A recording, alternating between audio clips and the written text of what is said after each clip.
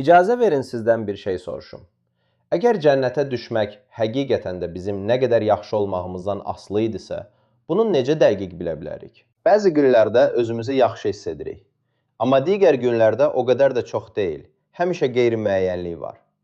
Əgər sizə desəm ki, müqəddəs kitab əslində sizin əbədi həyata sahib olduğunuzu, dəqiq bilə biləcəyinizi və bunun sizin nə qədər yaxşı olduğunuzdan asılı olmadığını öyrədir. Başa düşürəm ki, siz mənim bölüşəcəyim bəzi şeyləri bilirsiniz və inanırsınız. Lakin bir neçə dəqiqə mənimlə qalsanız, mən sizə birbaşa Allahın kəlamından hər şeyə baxış tərzinizi dəyişdirəcək bir həqiqəti göstərəcəyim. Əbədi xilas olmağın həqiqətən nə qədər sadə olduğunu. Başa düşməli olduğumuz ilk şey odur ki, biz hamımız günahkarıq və bizim xilaskarımız lazımdır. Romalılara 3-cü fəsildə 23-cü ayədə müqəddəs kitab deyir: Çünki hamı günah etdi və Allahın izzətindən məhrum oldu. Günah Allahın əmrlərindən birini pozduğumuz zamandır və müqəddəs kitabda hamımız aydındır. Düşünə biləcəyiniz ən yaxşı insan belə mükəmməl deyil və həyatının bir nöqtəsində Allahın qanunlarını pozmuşdur. Pis xəbər budur ki, Allahın qanununu pozmağa görə cəza var. Romalılara 6-cı fəsil 23-cü ayədə müqəddəs kitabda deyilir. Çünki günahın əvəzi ölümdür. Görə layiq olduğumuz şey ölümdür. Aydındır ki, bir gün biz hamımız fiziki olaraq öləcəyik. Amma müqəddəs kitab ikinci ölümdən, əgər xilas olmasaq, ruhumuzun cəhənnəmdə ölümündən bəhs edir. Yaman göldə olacaq. Bu, ikinci ölümdür. Buraya sən və mən daxildir. Hətta etdiyimiz yeganə pis şey yalan danışmaq olsa belə, biz hələ də Allahın qanununu pozmuşuq və cəhənnəmə getməyə layiqik. Görürsünüz ki, bizim nə qədər günahımız var və ya hansı günahımız var. Sadəcə olaraq bizim günahımız var və Allah günahı cənnətə buraxa bilməz. İndi cavab o deyil ki, biz günahı həyatımızdan çıxarmalıyıq. Hamımız bilirik ki, biz bunu edə bilməyəcəyik və bunu Allah da bilir. Beləliklə, o bizim cəhənnəmdən xilas olub cənnətə getməyimiz üçün öz salihliyimizə deyil, İsa Məsihin salihliyinə əsaslanaraq bir yol yaratdı. Romalılara fəsil 5-ci, 8-ci ayədə müqəddəs kitabda deyilir. Lakin Allah bizə olan məhəbbətini bununla tərifləyir ki, biz hələ günahkar ikən Məsih bizim üçün öldü. Ata, Allah öz oğlu İsa Məsihi dünyaya göndərdi və müqəddəs kitabda deyilir. Allah cismani olaraq təzahür etdi. O, tam insan və tam Allah idi və mükəmməl, günahsız bir həyat sürdü. O, heç vaxt Allahın bir əmrini belə pozmadı.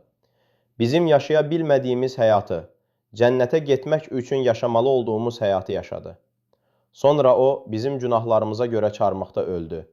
Bizim üçün cəhənnəmə getdi və 3-cü gün yenidən dirildi. İndi İsa'nın qurbanı sayəsində biz cənnətə mükafat olaraq deyil, hədiyyə olaraq daxil ola bilərik. Romalılara 6:23-cü ayədə deyilir. Lakin Allahın ənamı Rəbbimiz İsa Məsih vasitəsilə əbədi həyatdır. Beləliklə, əbədi həyat, bu cənnət pulsuz bir hədiyyədir.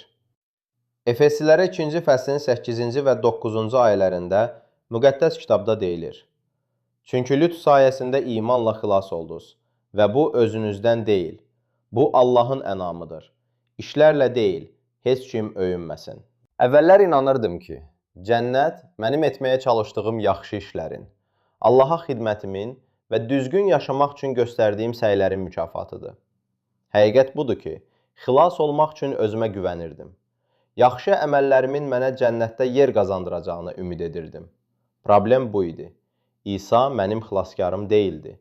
Çünki mən özüm olmağa çalışırdım. Yaxşı xəbər odur ki, bizə yalnız xilası hədiyyə olaraq, İsa'nın artıq ödədiyi hədiyyə kimi qəbul etmək lazımdır. Beləliklə aydın olan budur.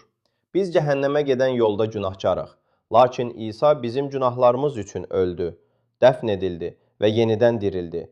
İndi o, pulsuz bir hədiyyə olaraq xilası təklif edir və bu bizim qazandığımız bir şey deyil. Bu, onun qazandığı və bizə təklif etdiyi bir şeydir. Hər şey onun haqqındadır və bizim üçün etdiyi qurbandır. Romalılara 6-cı fəsil 23-cü ayədə deyilir ki, Allahın hədiyyəsi əbədi həyatdır və bu əbədi söz əbədi deməkdir. Bunu sizdən soruşum. Əbədi qalacaq bir hədiyyə almaq üçün neçə dəfə ehtiyacınız var? Bircə dəfə. Xilas.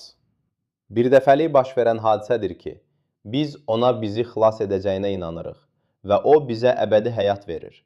Xilas əbədidir, çünki İsa bizim bütün günahlarımızın, hətta gələcəkdə edəcəyimiz günahların əvəzini artıq ödəmişdir.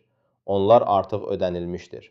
Siz maraqlana bilərsiniz, əgər bir dəfəlik xilas olsaq, bu istədiyimiz kimi yaşayıb cənnətə gedə biləcəyimiz anlamına gəlirmi? Bu yaxşı sualdır və cavab bəli.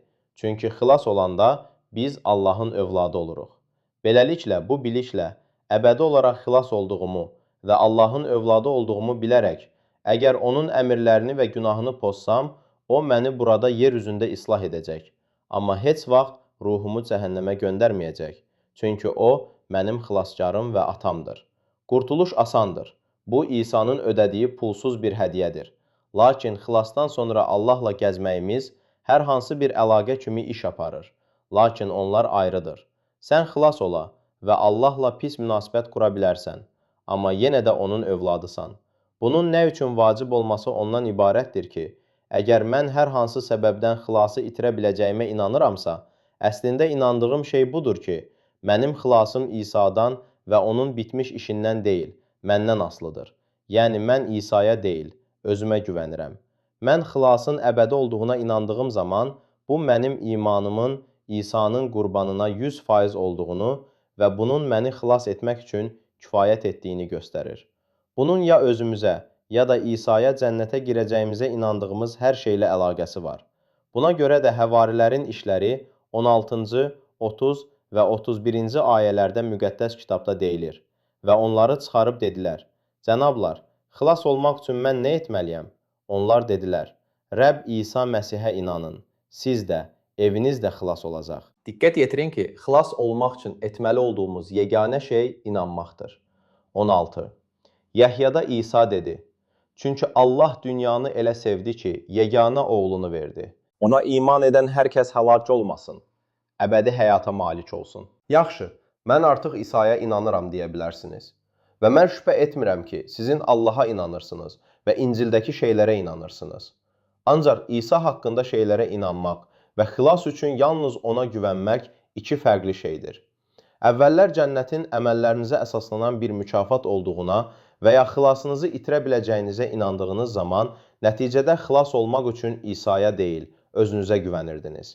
Mən başa düşürəm ki, bu sizi təvazökar bir yerə qoyur və kiminsə bunu mənə göstərdiyini xatırlayıram və mən qərar verməli idim. Mən əvvəllər etdiklərimə inanmağa və ya Allahın sözünün dediklərinə inanmağa davam edə və məni xilas etmək üçün kimə güvəndiyimi dəyişə bilərdim. Əbədi həyatı əldə etmək, başqa Allaha və ya özümüzə güvənməyi dayandırmaqdır.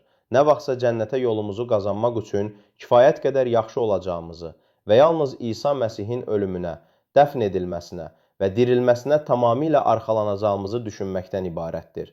Və bu, bizi xilas edəcək yeganə şeydir. Dostum, əgər bu sənin üçün məna kəsb edirsə və xilası ilk dəfə aydın görürsənsə, sadəcə ondan xahiş etsən, Allah sənə əbədi həyat verəcək. Romalılara 10-cu fəsil, 9-cu və 10-cu ayələri deyir. Əgər sən ağzınla Rəbb İsa'nı iqrar etsən və ürəyinlə Allahın onu ölülər arasından diriltdiyinə inansan, xilas olacaqsan. Çünki insan salihliyə doğru ürəklə iman edir və ağızla etiraf edir ki, xilas olur. Əgər buna ürəyinizdə inanırsınızsa, bunu Rəbbə etiraf edin və o sizi əbədi olaraq xilas edəcək. Mən sizə o namazda rəhbərlik etmək istərdim. Məndən sonra təkrar edə bilərsiniz. Əziz Allahım, mən günahkar olduğumu və cəhənnəmə getməyə layiq olduğumu bilirəm. Amma inanıram ki, sən mənim üçün öldün, dəfn olundun və yenidən dirildin.